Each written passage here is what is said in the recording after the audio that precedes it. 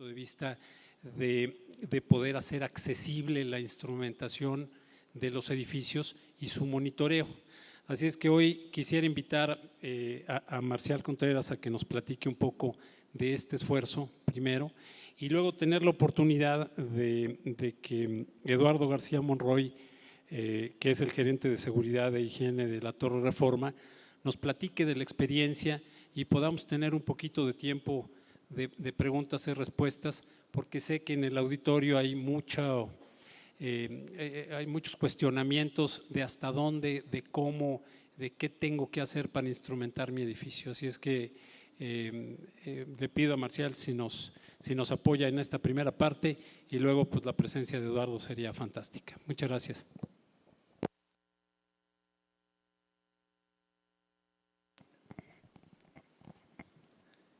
Gracias, buenas tardes. A ver. Bueno, pues es un gusto hablarles de nuestra estrategia para extraer valor de una instrumentación obligatoria. A ver, listo. Ok, este es el panorama de la reglamentación en México. Como bien comentó Jaime, en la Ciudad de México, bajo ciertas condiciones es obligatorio colocar instrumentos.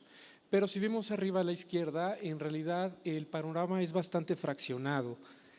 Cada estado, algunos municipios en particular, tienen su propio reglamento y desafortunadamente menos de la mitad tienen normas técnicas complementarias.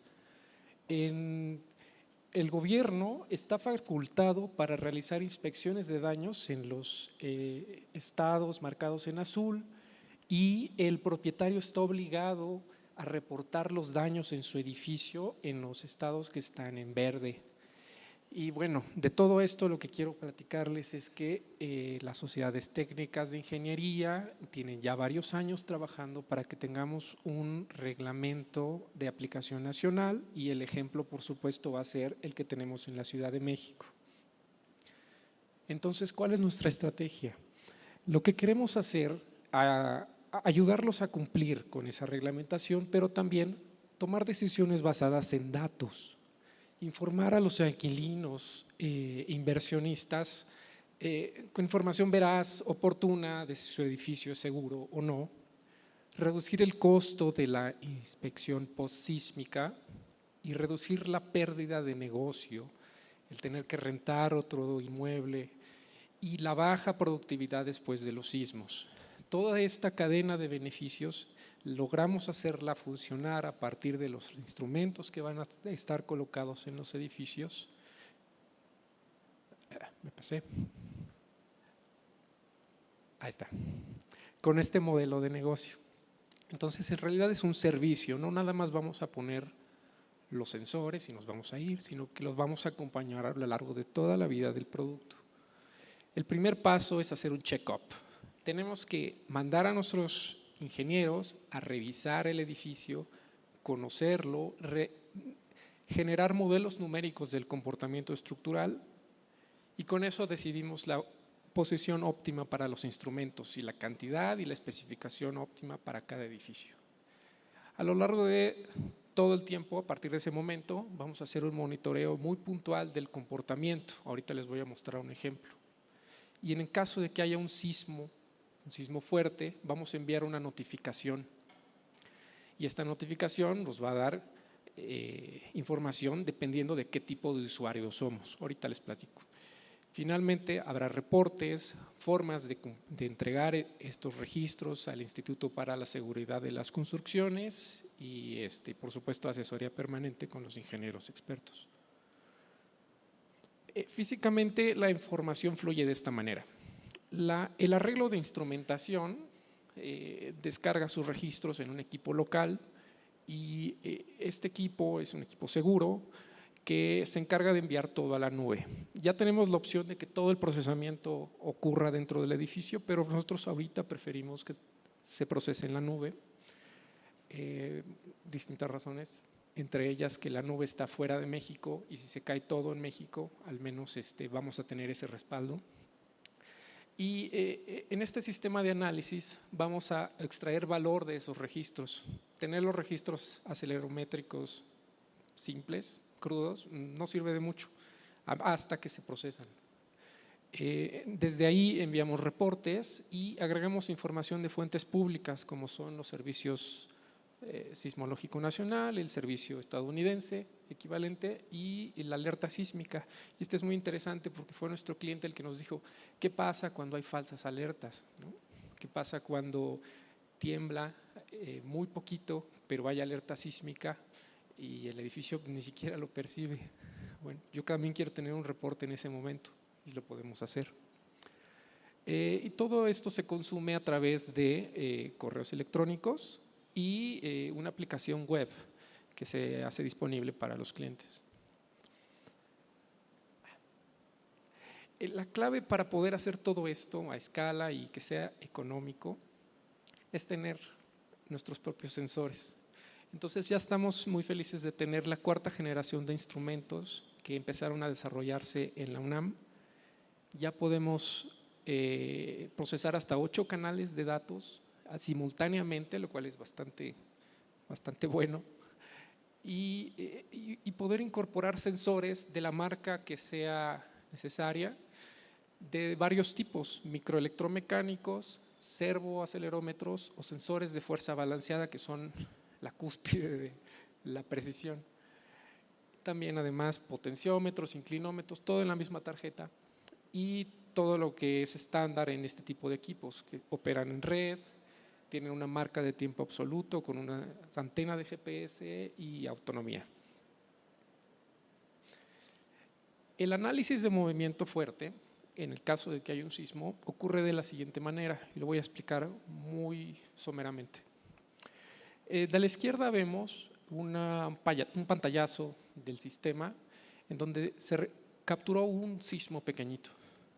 Ese sismo, para ese sismo, nuestro equipo de comportamiento estructural ya desarrolló funciones de vulnerabilidad específicas para cada edificio, para la estructura, los elementos no estructurales y los contenidos. Esas funciones están acompañadas de umbrales que separan los estados de habitabilidad en ocupación inmediata, ingreso con precaución por las cosas que se puedan haber caído o inspección necesaria por ingenieros calificados.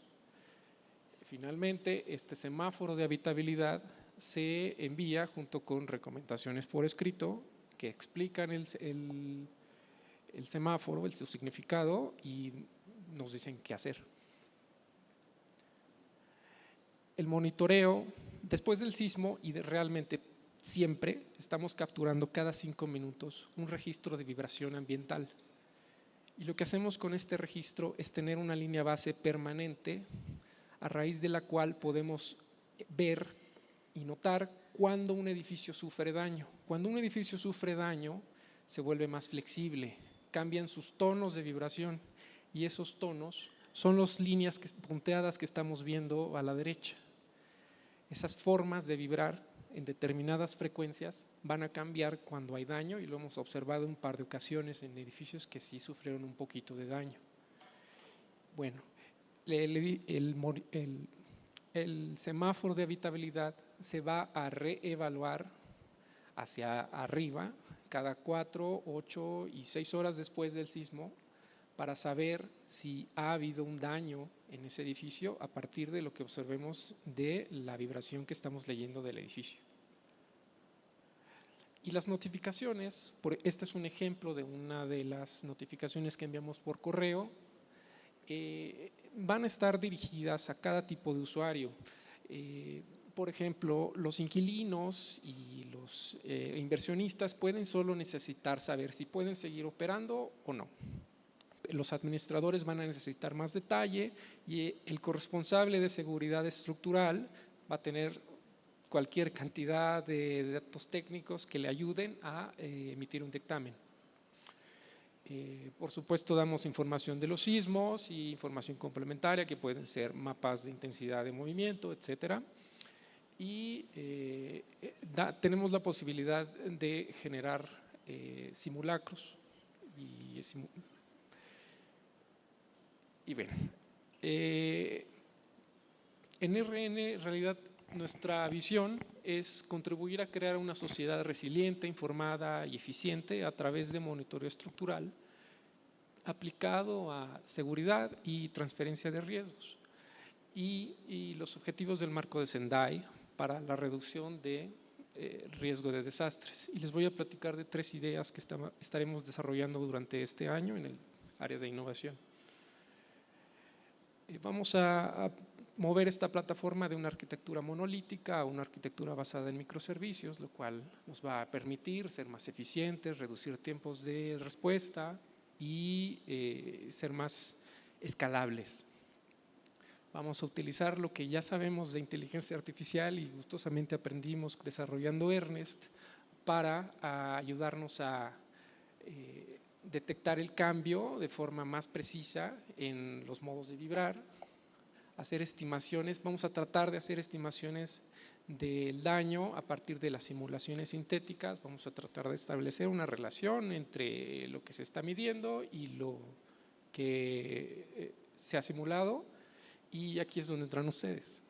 Vamos a tratar de generar junto con ustedes, por favor acérquense y platiquen con nosotros, un seguro paramétrico para contenidos de edificios y elementos no estructurales basados en aceleración de entrepiso en edificios altos. Todo esto basado en estimaciones basadas en datos en edificios instrumentados. Eso es todo. Muchas gracias.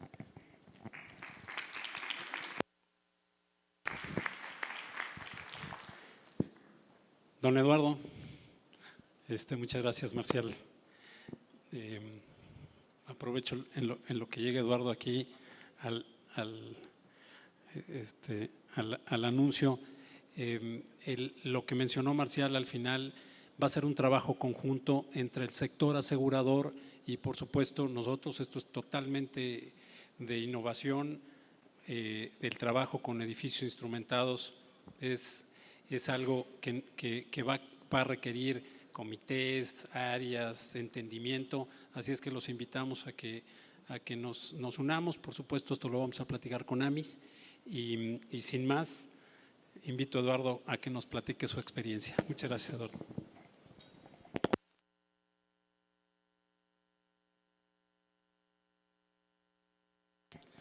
Gracias. Buenas tardes. Yo les voy a presentar muy brevemente 3 slides de lo que nos ha ayudado la plataforma de lo que llaman R-Health, de lo que les acaban de mostrar en lo que es en el edificio de Torre Reforma, que varios de ustedes ya deben de ubicar. Pues es un edificio icónico en la Ciudad de México, por lo cual hemos querido ingresar toda la tecnología mayor posible en base a los expertos, ya sean nacionales e internacionales.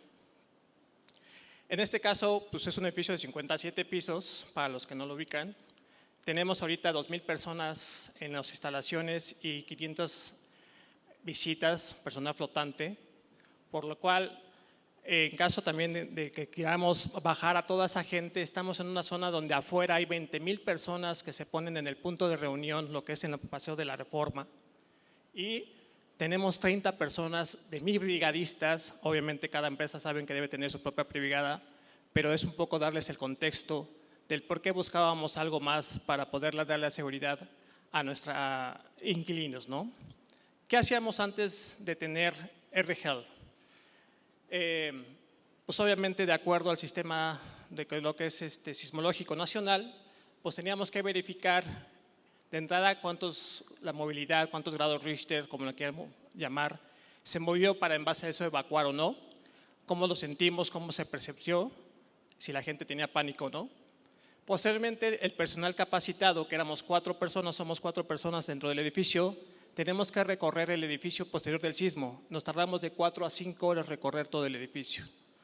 Entonces, imagínense 4 o 5 horas, permítanme, déjenlo checo, pues está complicado, ¿verdad?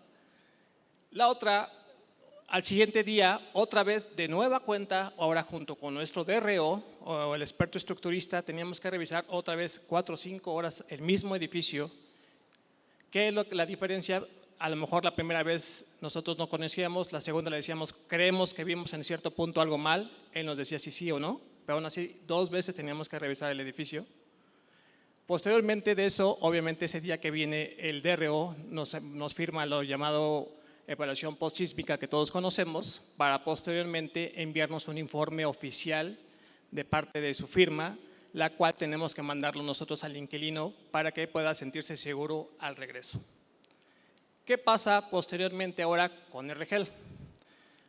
En el momento que ya hay un sismo, obviamente el personal se concentra en el área de menor riesgo de cada piso que tiene.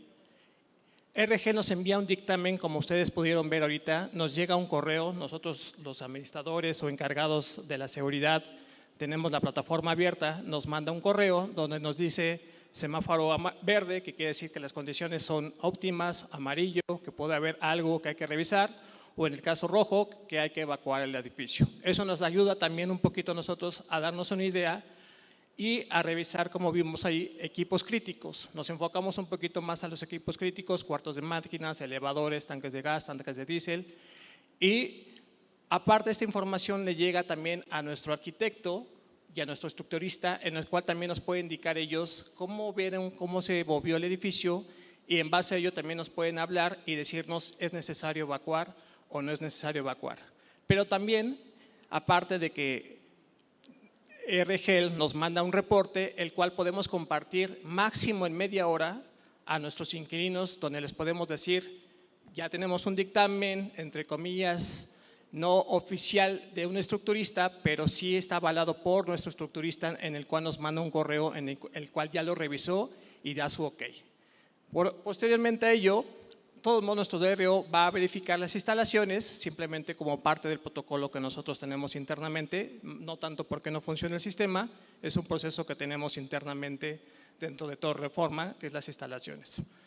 Eso es lo que queríamos presentarle, es lo que nos ha ayudado un poquito RGEL en este aspecto, o mucho, porque si vieron son tiempos enormes donde la gente necesita tranquilidad para saber cómo están las instalaciones y si pueden o no regresar.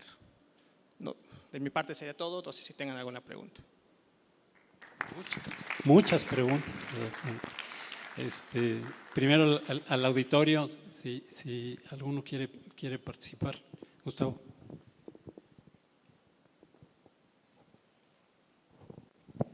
Hola, hola, buenas tardes. Gustavo de GMX Seguros. Me parece interesante el tema porque muchas veces cuando hablamos de evacuación de edificios y planes de emergencia se ve como algo actualmente muy cotidiano, pero cada estructura pues es muy diferente una de otra. Sobre todo también hay… aquí se involucran los aspectos psicológicos, el estar en un piso 30 donde pues es como uno de estos juegos de estructuras mecánicas de metal que se van armando, y el pandeo y estar dentro, porque pues nos ha tocado también estar, pues hay que tener pues realmente concentrarse muy bien en qué es lo que va uno a hacer, porque si no termina en pánico y ansiedad, ¿no? Puede terminar y puede terminar mal. Y quería hacer también otro comentario. A raíz de lo de las Torres Gemelas, en el 93 tuvieron pues el primer atentado. Trabajaron y actualizaron planes de emergencia, que aunque fallaron en varias cosas, gracias a esos planes de emergencia y de evacuación, donde aplicaron pues la ingeniería desde una NFPA 101 y todo lo que aplica, pudieron salvar a todas las personas del lugar del impacto hacia abajo, por supuesto, en un tiempo razonable dada la situación que se presentaba. Tuvieron fallos y demás, pero yo creo que esas enseñanzas actualmente y con todos estos cambios y lo que nos has mostrado tienen una gran importancia, sobre todo para los que nos encontramos en el Valle de México, ¿no? Entonces, pues, por el momento, más que realizar una pregunta en concreto, me gustaría saber si este modelo de lo que ustedes hacen se ha reproducido o se ha implementado hacia otros edificios en la Ciudad de México, particularmente. Le platicaba ahorita con Carlos de RN que parte de lo que es la filosofía que tenemos en Torre Reforma es siempre preguntamos, ¿quieres el documento o quieres dormir tranquilo? Nosotros queremos dormir tranquilos. Parte de ello, nosotros invitamos a todos los que están en edificios alrededor a sumarse en parte de esto, porque de nada sirve de que tenga un edificio seguro, que pueda tener una cierta medición de estructura si el edificio de al lado no tiene esto, y si se cae, obviamente, pues en parte de mi plan de continuidad de negocios, eso me va a afectar a mí o a toda la gente alrededor. Creo que es una parte de cultura que hay que comenzar a sumar. ¿Y cómo comenzamos? Primero con las empresas internas que tenemos nosotros. ¿Y cómo es? Justamente dándoles esa tranquilidad, indicándoles los equipos que tenemos, cómo funcionan, para qué sirven, y obviamente no olvidar que toda tecnología es suma, pero al final de cuentas, hablando en temas de protección civil o en este tipo de sistemas, no hay que olvidar también la parte humana, hacer simulacros, realmente cultivar a la gente con la cultura. Como un brevario cultural, Torre Reforma, nosotros evacuamos los 56 pisos en 12 minutos. ¿Por qué? Porque cada mes hacemos un simulacro con cualquiera de las empresas de cualquier tipo.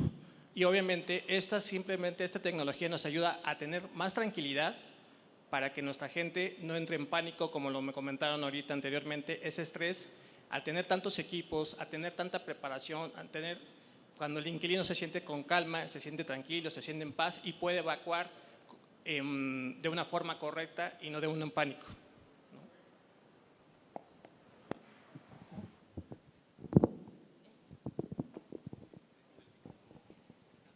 ¿A quién se lo pasamos? Muchas gracias. Hola, buenas tardes. Súper interesante.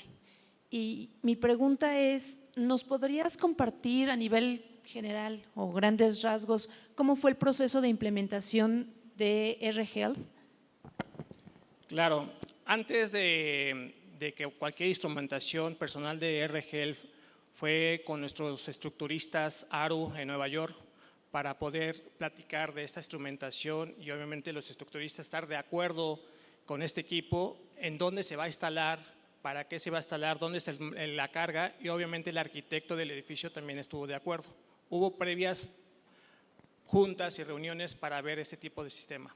Una vez que se aprobó el sistema, RN mandó a sus especialistas para, si no mal recuerdo, fueron 80 puntos los que se revisaron con la instrumentación para verificar en cada punto cómo se mueve el edificio y encontrar en base a ello dónde es el mejor punto hay que colocar. Son 57 pisos.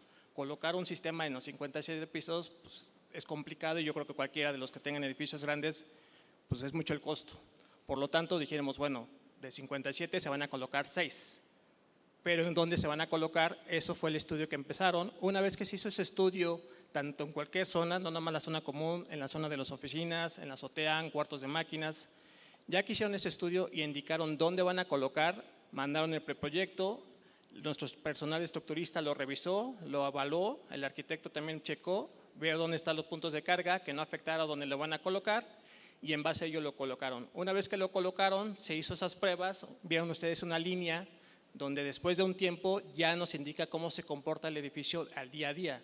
Nuestros especialistas, como obviamente los especialistas de RN, revisan eso siempre para en caso de alguna variación nos podrían avisar. No ha habido el caso, pero en el caso de que hubiera, nos avisan, o en caso de que hubiera un sismo nos mandan una alerta. En los últimos sismos que no se ha sentido, que no hemos sentido nosotros, sí nos mandan una alerta diciendo tembló, me llega y digo ok, pero aquí no sentí nada, es más, ni en la Ciudad de México se sintió, pero es importante tener la información.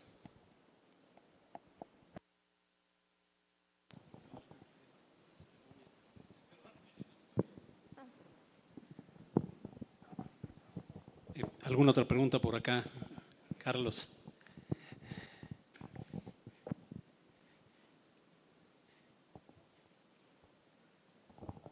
Buenas tardes, Carlos Quiroga, de la parte comercial de salud estructural. Bueno, más que pregunta, es un comentario, ¿no? Básicamente, este sistema de R-Health es lo que sería a una persona el poder tener un celular o un reloj que está conectado a unos sensores y que te está monitoreando todo el tiempo. Entonces, personas que están o que son muy vulnerables, que tienen problemas cardíacos o cualquier otro tipo de problemas, que están monitoreados todo el tiempo, muchas veces no manifiestan el crecimiento de esa vulnerabilidad en la persona, ¿sí? Y de repente les llega un infarto o les llega algún otro tipo de problema y hubieran deseado mucho haber estado avisados con tiempo para haber hecho algo en su momento y evitar pues que se lleguen a tener resultados indeseables, ¿no? En este caso pues este mismo procedimiento y sistema que sería muy deseable para cualquier persona, se tiene para un edificio, para cualquier tipo de estructura, no solamente edificios, sino se pueden monitorear silos, plantas, estructuras especiales en donde hay equipo muy sofisticado o simplemente pues hay ocupantes y hay vidas humanas que pueden correr riesgo. Entonces, no necesariamente es para un sismo, para prepararnos para un sismo, no, es para estar monitoreando la estructura y la salud de la estructura y que los encargados de tomar decisiones en estas estructuras puedan estar observando día a día. Cada 5 minutos tenemos información que se está comparando con lo que ha sucedido o información que tenemos antes, y cualquier modificación en la estructura, por leve que sea, se va a comenzar a registrar. Entonces, toda esta información va a parar a las personas, ingenieros encargados de la parte de seguridad de los edificios, diseñadores, para tomar las decisiones más adecuadas en el momento más oportuno. Aquí recordemos que sí es muy importante tener una buena reacción en el momento necesario, pero también es muy importante prepararnos con tiempo para evitar cosas indeseables. En este caso, pues como lo comentaba mi compañero Marcial y lo ha comentado nuestro amigo Eduardo, pues este sistema da información muy importante pues para la toma de decisiones. Es básicamente el comentario que quería hacer. Gracias. Gracias, Carlos. ¿Alguna otra pregunta? Hola, muy buenas tardes. Yo tengo más que preguntas, una duda. El sistema, por ejemplo, cuando hay un sismo, pues obviamente se corta la energía eléctrica y todas las señales de comunicación. ¿Cómo es que dan la notificación? Esa es una. La otra, por ejemplo, más o menos quisiera saber cuánto es el costo de estos equipos de monitoreo y si se requiere de algún mantenimiento. El costo se las dejo a ellos. Bueno, la primera pregunta en sí, obviamente esto va ligado no nada más a la parte estructurista, también tienes que ponerlo dentro de tu sistema de energía donde tengas soportable una planta de energía, UPS o algún tipo.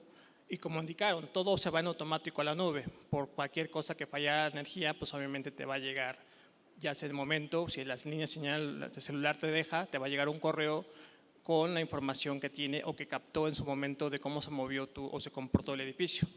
Pero sí es importante que todos esos equipos estén soportados por alguna UPS o una planta de energía, que en nuestro caso, pues nosotros tenemos 4 de plantas de energía que nos soportan 24 horas cada planta. Entonces, complicado.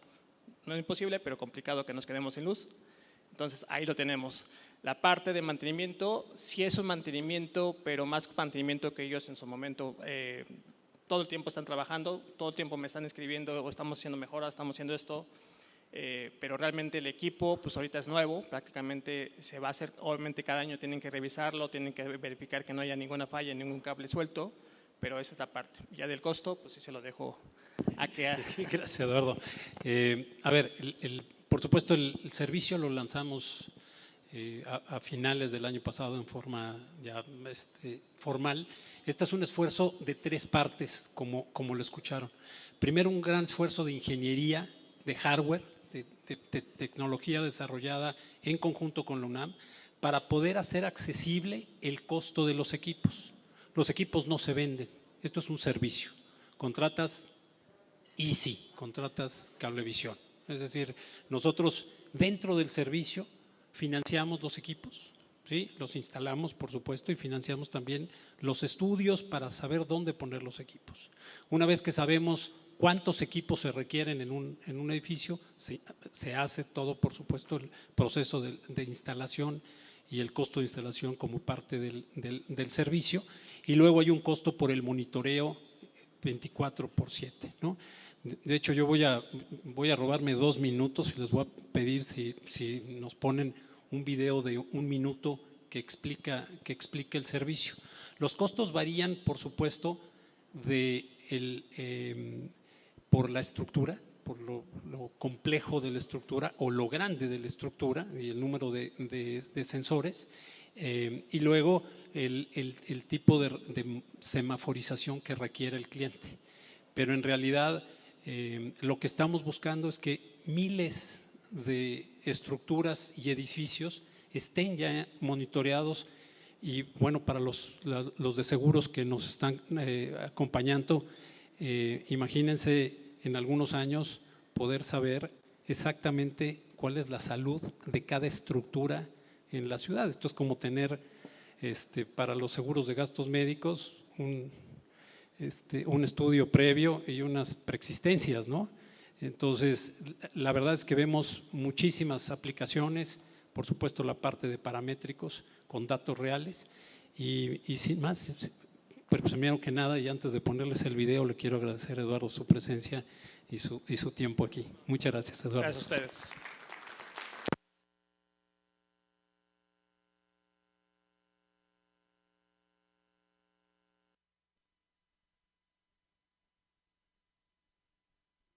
Hay cosas que aunque quisiéramos, no podemos evitar o predecir, como los fenómenos naturales, que representan un peligro para nuestra seguridad y economía. Es normal que después de un sismo o terremoto, la situación en estructuras, plantas industriales y obras cambie por completo, que se detengan construcciones y la gente no se sienta segura de volver a ocupar su vivienda, edificio o estructura de interés. Lo que se traduce en pérdidas millonarias solo por no conocer a detalle si su estructura sufrió daños o no. Entendiendo la gravedad de esto, ERN, la empresa líder nacional en evaluación y administración de riesgos, ha creado R-Health, la herramienta tecnológica que te permitirá conocer la salud y seguridad de tus inmuebles después de algún fenómeno natural como sismos o eventualidades como cargas por desplazamientos, fuertes impactos, explosiones, entre otros, reduciendo costos por pérdida de negocio y cese de actividades después de un evento de estas características, dándote información veraz y oportuna, disminuyendo el tiempo y costo de la inspección por parte de un especialista, a través de un micrositio web privado en que podrás monitorear en tiempo real tus inmuebles o estructuras protegidas, recibiendo reportes detallados y notificaciones inmediatas después de alguna eventualidad, al mismo tiempo que informa de manera rápida y clara a los ocupantes y diferentes interesados cuándo es seguro ingresar al inmueble o continuar con la funcionalidad de tus estructuras. Con estas ventajas incrementas el valor de tu inmueble en el mercado de bienes raíces y cumples con la instrumentación sísmica reglamentaria actual. Y al conocer las condiciones de salud de tu inmueble o estructura, podrás también establecer mejores condiciones de aseguramiento del mismo. Ponemos a tu disposición la más alta tecnología de nuestros sensores y procedimientos y el monitoreo constante con transmisión de datos por Internet, en un proceso muy sencillo de 5 pasos. 1. Check-up. Definimos la ubicación adecuada de los sensores en la estructura. 2. Instalamos estos dispositivos y los conectamos al Centro de Monitoreo y Cálculo ERN. 3. Monitoreamos de manera continua y automática variables como distorsión, fuerzas sísmicas y parámetros dinámicos. 4. Notificamos después de cada evento el semáforo que indica la seguridad estructural, permitiendo la más adecuada decisión sobre la vuelta a la normalidad de funcionamiento u ocupación. 5. Y reportamos al usuario un informe detallado y revisado por los especialistas de ERN para conocer afectaciones, lo cual es sumamente necesario para los tomadores de decisiones, encargados de protección civil, administradores, ingenieros estructuristas e inversionistas. R-Health te brinda la tranquilidad de saber que pase lo que pase, tendrás la información más rápida y oportuna sin perder valioso tiempo y recursos. No podemos evitar un sismo, pero sí podemos estar preparados para afrontarlo. Para saber más, entra a www.ern.com.mx.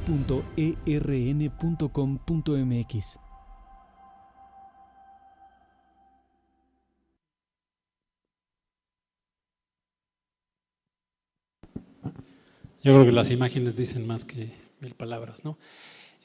Finalmente llegamos a la parte final de nuestra convención. Muchas gracias y pues disculpa por llegar corriendo y no estar físicamente ya con ustedes. Pero muchas gracias por iniciar. Y básicamente, para no quitarles demasiado tiempo, yo solo mencionaría de estas dos primeras láminas, pues la historia que tenemos de los que vivimos en el Valle de México y cómo desde la llegada de los españoles, nuestra forma de relacionarnos con el agua fue primero pues invadir, instalarnos en un lago, invadirlo, ganarle terreno y por supuesto cuando había lluvias muy intensas, pues el lago reaccionaba, digamos, y nos causaba inundaciones. Nuestros ancestros aztecas pues, lo manejaron y no generaban gran problema con algunas obras que hizo un hidráulico muy conocido en Nezahualcóyotl. Sin embargo, los españoles sí iniciaron una tradición que desde entonces tenemos, que es cuando agua llueve, deshacernos de ellos lo más pronto posible. E hicieron el Tajo de Nachixtongo, que debe estar ahí mencionado. Esa fue la primera obra con la cual dejamos de ser una cuenca cerrada y nos conectamos con el valle de Tula, del río Tula, y creamos más adelante una zona que hoy día es agrícola, como el Valle de Mezquital. Después seguimos trabajando porque no fue suficiente el Tajo de Nochixtongo, la ciudad siguió creciendo, por supuesto se siguieron inundando, y con don Porfirio Díaz se construyó ya a principios del siglo XX, que por cierto, ayer Mario me criticaba que tengo algunas cosas todavía del pensamiento de ese siglo y que no evolucioné.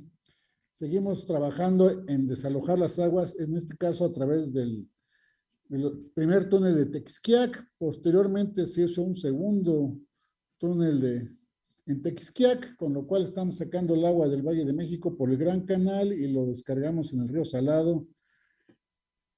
Posteriormente a esto seguimos con la misma política que ha sido pues, la política que nos ha gustado por muchos años y nos llevamos hacia lo que es el túnel emisor central. Empezamos con los grandes túneles para desalojar las aguas, drenaje que en este caso opera el sistema de aguas de la Ciudad de México hoy día, que es el emisor central. Y luego nos seguimos y ahora tenemos una gran obra que se llama el túnel emisor oriente y en el transcurso hicimos 2 túneles ya en el túnel emisor poniente. Así que estamos llenos de túneles para descargar esas aguas de lluvia, pero también nuestras aguas negras. Ahí en las láminas que ustedes han podido observar tenemos una serie de proyectos, de áreas de obras que se han hecho como acueductos, del río Lerma y su acuífero. Estamos trayendo agua desde 1942, tuvimos un acueducto en Chapultepec hace muchos años, en el 51, como podrán observar, se inauguró este sistema Lerma, que en su momento trajo hasta 9 metros cúbicos por segundo, actualmente andamos con 4 o 5 metros cúbicos por segundo. Después, en el 82, entró en operación, precisamente ayer cumplió 40 años el sistema Cutzamala, que transformó un sistema hidroeléctrico en un sistema de producción de agua potable para el Valle de México. En el 74 también hicimos unas obras importantes que le llamamos Plan de Acción Inmediata, una serie de acueductos que traen agua del acuífero tanto en el norte como en el sur del Valle de México para el consumo de todos los mexiquenses y los antes chilangos, no sé, ahora somos defeños, no, ya tampoco, ya no sé qué somos los que nacimos aquí como Mario y como yo. En fin, también en el 2017 tuvimos problemas con las obras por los sismos que nos nos han afectado, en fin, tenemos muchos problemas. ¿Y qué estamos haciendo para resolver todos ellos? Pues tratar de cambiar la estrategia, tratar de cambiar la historia que hemos creado y adecuarnos a la realidad de hoy día. Aquí en esta lámina estamos presentando la oferta actual de agua al Valle de México. Pueden ustedes observar, el sistema Cutzamala produce alrededor de 15 metros cúbicos por segundo, sistema Lerma del orden de 5, de los pozos, manantiales, 37.4 pozos en la Ciudad de México, los que operan tanto los organismos operadores de la zona metropolitana como el SACMEX, 37.4, y la Conagua a través de sus acueductos que les llamamos Plan de Acción Inmediata, estos del 82 que entraron en operación, producimos 8 metros cúbicos por segundo. En total, la producción en realidad es de 65.4, hay muchas referencias de que son del orden de 60, pues en realidad es un poco más, para abastecer a estos 21.8 millones de habitantes. Mario había dicho que 20, pero bueno, él está acostumbrado a tratar con información dudosa. En fin, que estamos trabajando en cambiar toda esta historia, toda esta forma de relacionarnos con el agua en el Valle de México. ¿Y qué estamos haciendo? Entre otras cosas, pues primero garantizar que el sistema de Cutzamala siga funcionando. Les comentaba, ayer cumplió 40 años. Estamos trabajando en lo que le llamamos seguridad hídrica. ¿Y esto qué es? Tenemos una serie de presas de almacenamiento y derivadoras que tienen una serie de problemas, pues ya son viejas, son de mitad del siglo pasado, y requieren mantenimiento como Mario, como yo, que ya estamos en el 6º piso, también estas obras requieren mantenimiento. Y estamos también trabajando en temas de resiliencia, aunque la palabra no es muy gustada en algunas latitudes. Estamos haciendo inversiones en trabajos de rehabilitación de estas presas, en el control también de la contaminación, sobre todo en Valle de Bravo y Villa Victoria. Estamos trabajando en la modernización del control supervisorio, en sistemas de vigilancia a través de instrumentación meteorológica, hidrométrica, piezométrica y control de nuestras plantas de bombeo, que tenemos 5 importantes plantas de bombeo, de las más grandes de Latinoamérica. Tenemos también una fuerte inversión a través de un préstamo del Banco Mundial para renovar motores, equipo electromecánico, transformadores, en fin, las bombas también, en fin, todo esto estamos trabajando en renovarlo para darle nueva vida, y así como en algunos casos nos inyectamos botox o nos operamos, así le vamos a hacer al Cutzamala. Y también estamos trabajando en el caso de la presa Villa Victoria en un proyecto para hacer interconexión. Dice aquí, la realidad es que es un rebombeo para generar energía en horas de bajo costo para usarla después en las horas pico. En fin, muchas cosas más en el Cutzamala, una tercera línea para generar redundancia. Esas son algunas de las acciones que estamos haciendo. Pero también vamos a innovar en otras cosas. La siguiente lámina, por favor. Les quería yo platicar de este proyecto Laguna de Jico, que es un proyecto pues, que tiene muchos años en el medio de los ambientalistas, en el medio hidráulico. ¿Y qué estamos haciendo? En la imagen de la derecha pueden ustedes ver que alrededor del lago Jico esas máquinas son de un sindicato muy famoso aquí en el Valle de México, el Sindicato Libertad, que traslada todo el producto de demoliciones, cascajo, iba y lo depositaba ahí sobre el lago de Jico y le fue ganando terreno, de tal suerte que estábamos perdiendo ese cuerpo regulador de agua de lluvia, sobre todo en el sur del Valle de México, en la frontera entre la alcaldía Tláhuac y el municipio de Chalco y Chalco Solidaridad. Lo que vamos a hacer en esta zona es tratar, en la siguiente lámina, por favor,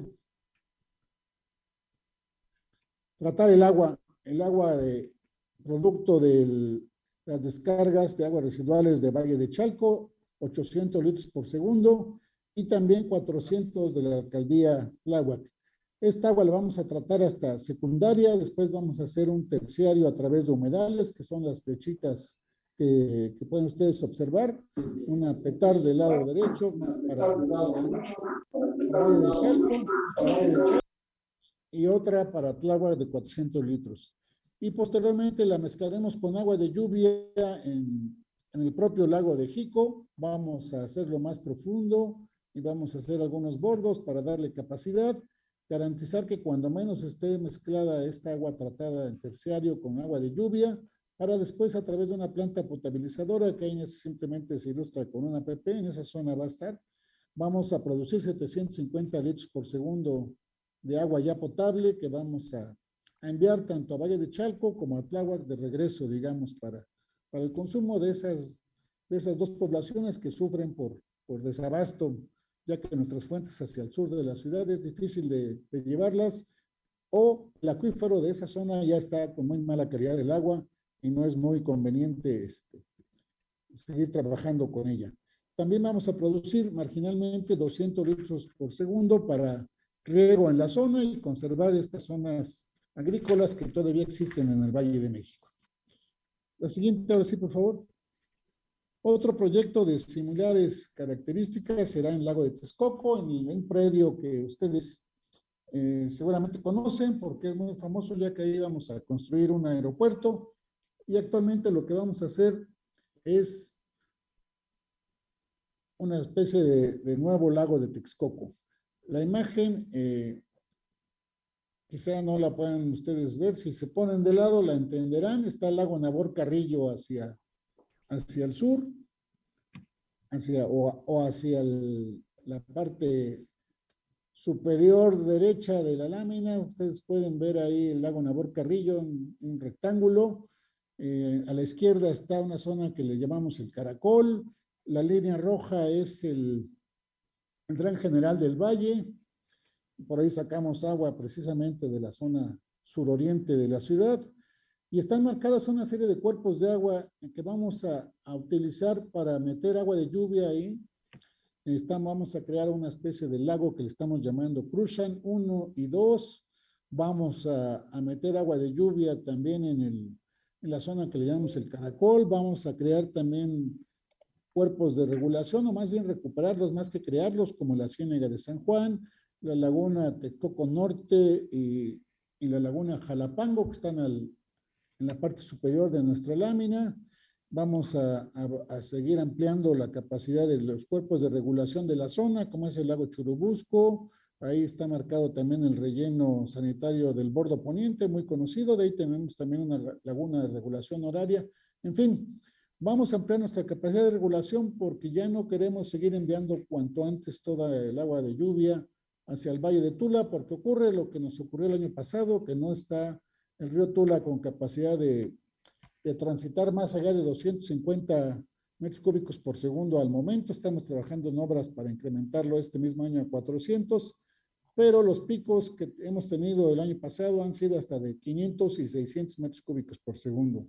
Entonces, nuestra relación con el agua va a cambiar. Vamos a conservar más agua en la cuenca, más agua de lluvia, la vamos a mezclar con agua tratada y posteriormente pues también produciremos agua para recircular, garantizando siempre la calidad del agua para consumo humano y los tiempos de residencia en mezcla con agua de lluvia. En esta también vamos a producir con el cuadrito amarillo que pueden ustedes ver en la parte de la gráfica, en la parte izquierda, digamos, donde dice planta potabilizadora. Ahí también vamos a producir, estimamos del orden de entre 500 y 1 metro litros por segundo o 1 metro cúbico por segundo. Ese sí está todavía afinándose cuál va a ser la capacidad de producción, pero vamos a aprovechar esta área natural protegida para recuperar el cuerpo de agua, regular avenidas, pero también producir agua potable. Y quizá muchos de ustedes se pregunten, ¿por qué este señor nos habla de esto y nos dice que van a regular agua y después producir agua potable con agua de mezcla de agua tratada y agua de lluvia? Lo cierto es que hay muchos proyectos desde hace muchos años para traer agua de otras fuentes de otras regiones del país. Por ejemplo, hay un proyecto desde los 80 de ampliar Cutzamala a otros 8 metros cúbicos por segundo de Temascaltepec. Sin embargo, es muy complicado social y políticamente e incluso ambiental el convencer a las poblaciones, el gestionarlo, el conseguir los recursos para traer agua de esa fuente. También hay otro proyecto que era aprovechar el acuífero del Valle de Mezquital y regresar el agua que actualmente les enviamos de esa zona, pero igualmente es muy difícil gestionar socialmente el traerla, además de que no hay la disponibilidad que en su momento se habló. Todavía entre 2000 y 2010 se elaboró un proyecto para traer de allá 8 metros cúbicos por segundo. Lo cierto es que ya no hay esa disponibilidad, que es otro tema que en algún otro momento pudiéramos tratar. La disponibilidad administrativa del agua, casi toda en el país ya tiene dueño. Y por último, mencionaría yo el otro proyecto de traer agua del río Tecolutla por Veracruz o del sistema Necaxa, que deje de generar energía y traerlo hacia el Valle de México, pero es agua que ya está, ya tiene dueño, digamos, ya hay un concesionario de esas aguas. Tendríamos que agarrarla pues ya en un punto muy bajo que obligaría a traer otros 2000 metros casi de bombeo, considerando las pérdidas. Agua muy cara, del orden de 40 pesos metro cúbico, además de que social y ambientalmente tendríamos que pasar por muchas zonas que no crean que les da mucho gusto que les quitemos su agua para traerla hacia el Valle de México. Por eso hemos tomado la decisión de tratar ahora diferente y platicando con Mario, por eso en algún momento dijimos que la presentación es algo así como que el destino nos alcanzó en el Valle de México, porque pues ya no es fácil traer agua también hay otro proyecto Macusac, tampoco es muy fácil socialmente traer esa agua, además del costo que representa. Así que para los que vivimos aquí en el Valle de México, creo que el mensaje del tema de la exposición era eso, de que el destino nos alcanzó y ya tenemos que trabajar con nuestras aguas de lluvia y reusar el agua tratada para mezclarla y aprovecharla e impedir que salga del Valle de México. La siguiente, por favor.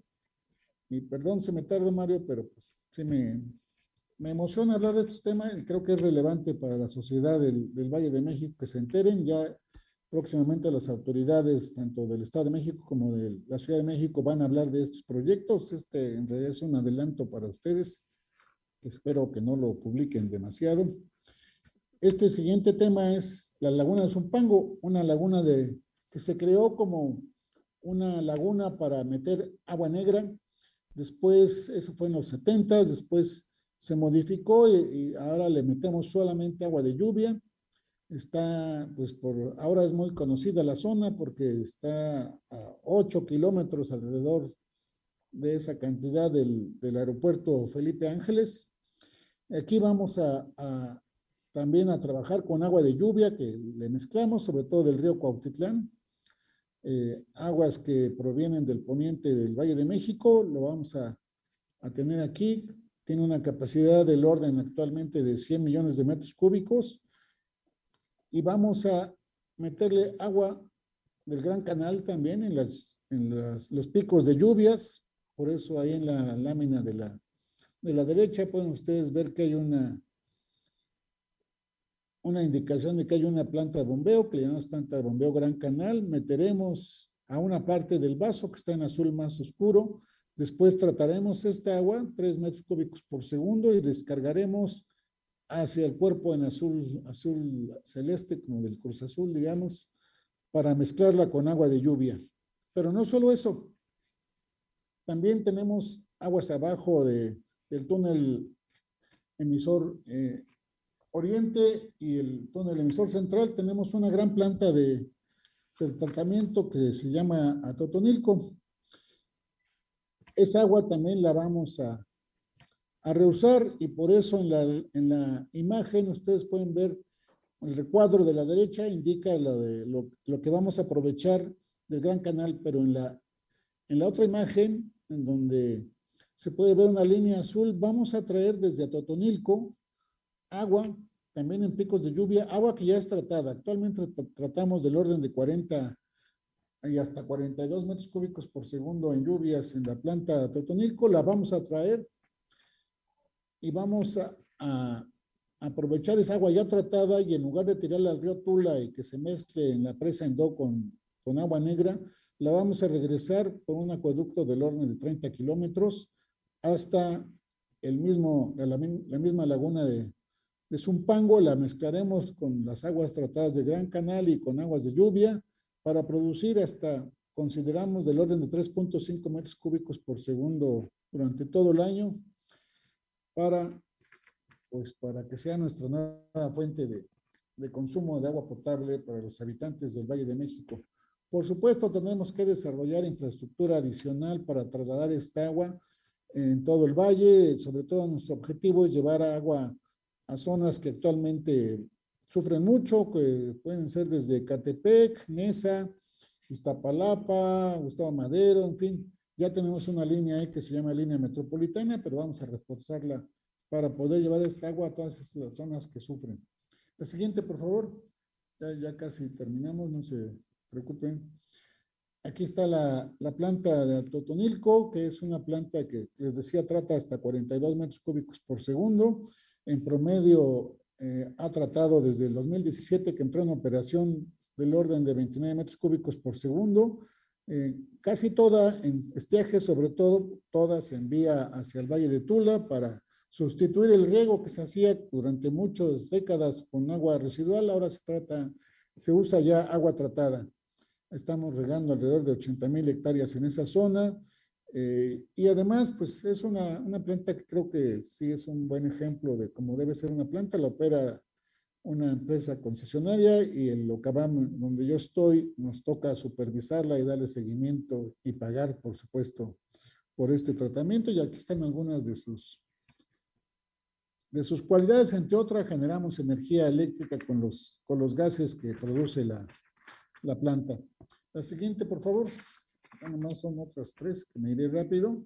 También, por supuesto, estamos trabajando en las fuentes tradicionales. Para muchos de nosotros vimos la presa Marín, cómo fue invadida por los habitantes de la zona, que ahora se quejan de que su presa tiene mala calidad, de que hay contaminación, de que hay lirio, en fin. Y lo cierto es que esa presa pues se construyó y no había prácticamente nadie alrededor. Después ya los invasores han causado todo esto. Tenemos una calidad del agua que no es la deseable, sin embargo es del orden de lo que vamos a tener en Zumpango, que ya hemos estado midiendo la calidad del agua. La zona creció, pues como casi todo el país, diría yo, sin gran planeación hidráulica. Las líneas rojas que ustedes ven en la imagen son drenajes que ya estamos haciendo licitación, son drenajes. Sí, son colectores para captar las aguas residuales que actualmente prácticamente todo lo que consumen en la zona va a dar a la presa Madín. Entonces haremos estos colectores y las llevaremos hasta un punto que ahí está marcado en amarillo, que es una planta de tratamiento del orden de 150 litros por segundo en una primera etapa, para tratarla también hasta terciario, para después descargar esa agua a la misma presa Madín, que de cualquier forma pues, ha estado recibiendo agua no tratada, y ahí tenemos actualmente una potabilizadora de 500 litros por segundo. Estamos construyendo actualmente, ya va como a la 50% de avance, otra potabilizadora de 500 litros por segundo con mejor tecnología, porque la primera planta es de los años 80.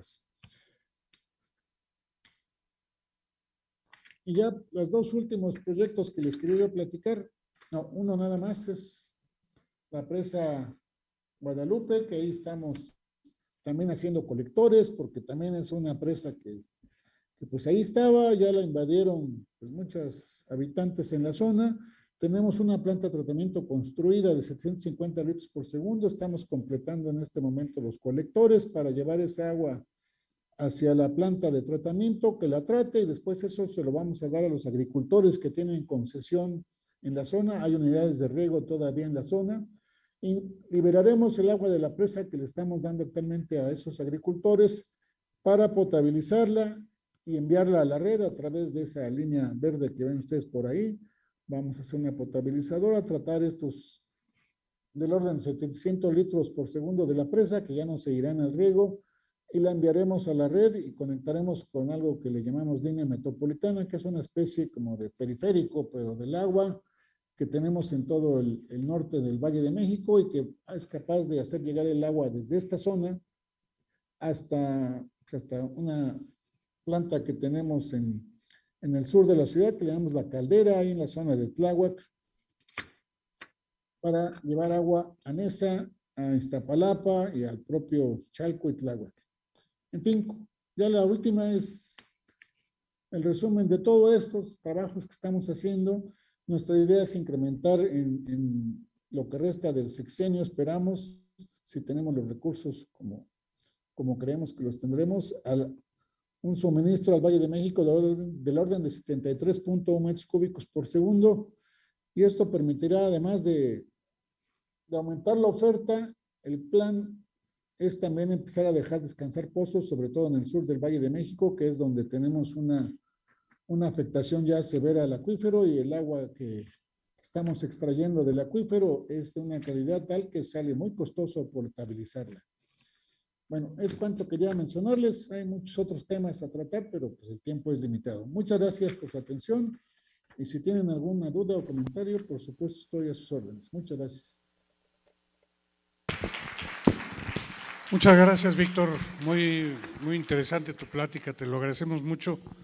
Creo que de la plática queda muy clara varias cosas, pero dos quisiera yo resaltar. Por un lado, la complejidad del sistema hídrico, del sistema hidráulico del Valle de México es asombrosa, es una complejidad seguramente más grande de lo que todos pensábamos.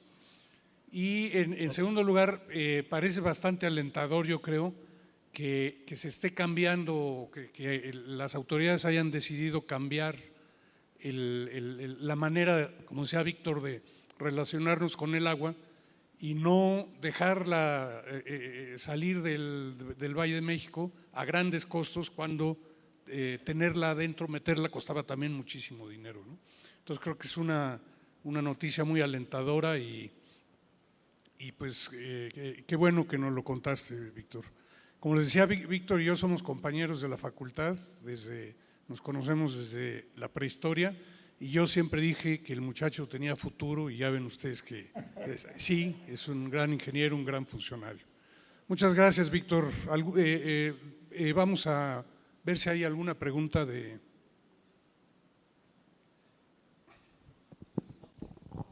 Aquí hay una pregunta para ti, Víctor.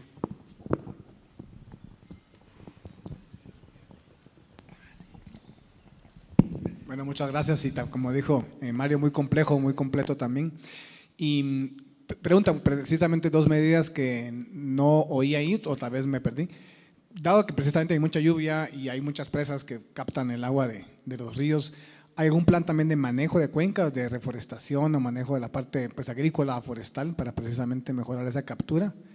Y la segunda es, dado también que la Ciudad de México es muy impermeable por todo el concreto que hay, si hay alguna propuesta de aumentar la permeabilidad en la Ciudad de México. Gracias.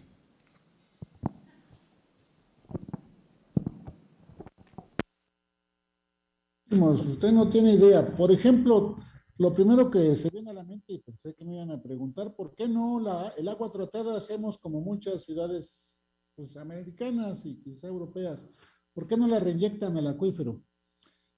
Esa es una pregunta que tiene que ver, aunque usted no lo crea, con su pregunta. Efectivamente, tenemos muy pocas zonas de infiltración natural que han sido invadidas y sobre todo contaminadas. El plan de reforestar, pues, en mi opinión, quizá por ser ingeniero, pues es muy bonito, pero ha habido muchos esfuerzos en el pasado, se han hecho muchas campañas de reforestación en todo el poniente, se han hecho muchas presas de gavión para retener agua, y lo cierto es que pues estas presas de gavión terminan asolvadas por la erosión natural que se da, y la falta de educación, diría yo, y de cultura que tenemos los habitantes, pues quizá de todo el país, en que no respetamos las normas de ningún tipo, ¿no? Y la mejor muestra es nuestros índices de delincuencia, de lo que usted quiera, y esa es la relación que tenemos con el medio ambiente y con el agua en particular. Tenemos una gran invasión de cauces, de federales, de cuerpos de agua, en fin, nos encanta violar las leyes y en particular en el agua causa muchos daños. Les invito a que se den una vuelta, por ejemplo, hay un observatorio ligeramente arriba, no sé, 1 kilómetro o 2 está la presa Tacubaya, en donde pues, queremos hacer una planta potabilizadora, pero si usted se da una vuelta, podrá ver que nuestra relación con el agua es tirar basura a los cauces, tirar nuestros drenajes, como toda la gente, ricos y pobres, por cierto, además de que invaden y se instalan en zona federal, que es propiedad de la nación, pero pues ahí se instalan, construyen sus casas y descargan sus aguas negras, pues, por supuesto no las quieren, y les cuesta caro bombearlas hacia la red, que les queda hacia arriba generalmente, y pues descargan al río porque pues ahí nadie les dice nada, ¿no? Y esa es nuestra relación con el agua. Entonces, sí, hay entidades que se dedican a reforestar, y la Conagua no se dedica a eso. Trabajamos con la SEDEMA de la Ciudad de México, la Secretaría de Medio Ambiente, está muy relacionada, pero yo no en particular en esos casos, sino que estamos trabajando en otros temas que ya por el tiempo no me dio chance, Mario, de hablarles, como es todo el manejo del drenaje. Aquí hicimos una exposición muy leve y básicamente orientada al suministro de agua, pero ya en otra ocasión, a lo mejor el siguiente año les podremos manejar el tema del saneamiento y el manejo del drenaje ya en serio, cómo operamos en lluvias, las noches que no se pueden dormir, o que ustedes duermen y cuando llueve y se pone duro esto, o inundamos Tula porque tenemos que sacar el agua del Valle de México, o como la vez pasada, el 6 y 7 de septiembre, también se inundó Catepec, pero también se iba a inundar Chimalhuacán, Nesa, la Venustiano Carranza, en fin, hay tantos temas relacionados con todo esto que nosotros quisiéramos contar con los recursos para hacer muchas cosas, entre ellas infiltrar más agua a nuestro acuífero, pero lo cierto es que es muy difícil.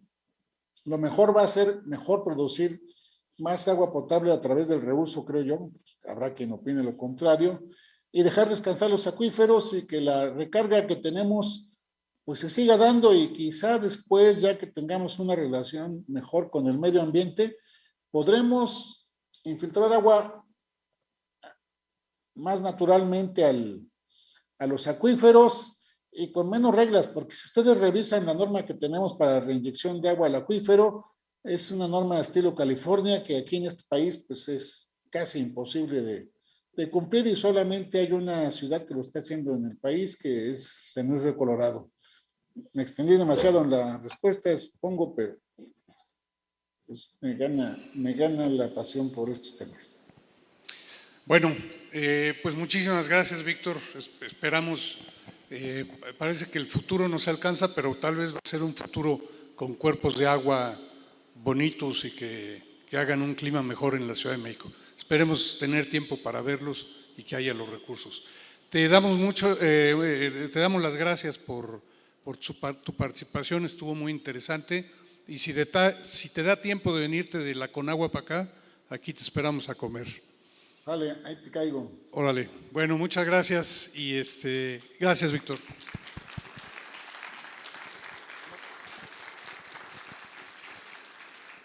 Bueno, pues después de la presentación del ingeniero Burguet, está impresionante, ¿no? El sistema hidráulico de la Ciudad de México es, no sé si decir una maravilla, pero es muy complejo.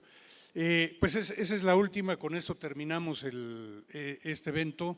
Creo que ha estado muy interesante, hemos visto, por lo menos yo he visto cosas muy interesantes